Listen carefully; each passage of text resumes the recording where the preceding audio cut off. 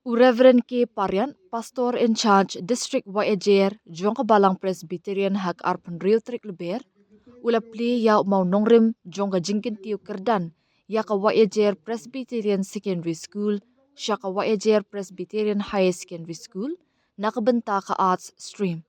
Ya mau nongrim la pli ringkat kintien kerku kerdo, bat ka jingkit bok kit riang, baka skul kanang kiu, haka liang ka puli putih, bat ka tip beriu tip blai. Umat Rebor Talang, Sekretari Wayajer Presbyterian Secondary School, ulayat hu bakajing tumuan pli ya kekerdan High Secondary School, kalong bagi kena school ki ut ki nam, bagi syitong banyo admission haka kelas 11, nakadaw jong kajingbuan palat ki kena, bapas ya ka matric. Ula pentip baka nika school ka donru ya ka vocational course, kata beauty and wellness, kabagi kena kilaban shim lada ki don kajing sengotenan. Yagi Monday, yagi dua man kam kinongkit kam jo na ikon sama yo gede sek. O yo tumrong lami, ta ke jeket yo i, ke jeket yo ba i. Le benda gede kam ke am kwan is au to i. Man ko ke kam ko ko kru do kate. Ndai ke jing oro. Le ibu yagi hakmat yo blind.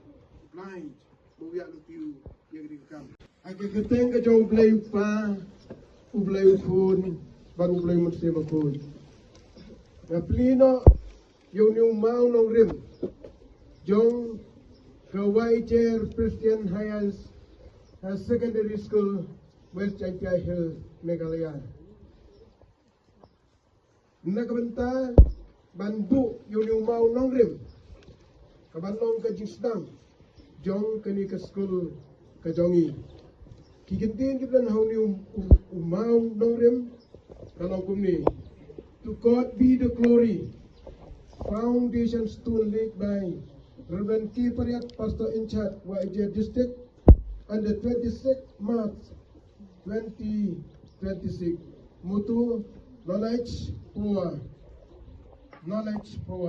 Malapan mi hakakat kendai sejar kendai spa power. Do play jong kajingsut. Ublay jong kubrom. Ublay jong kakam.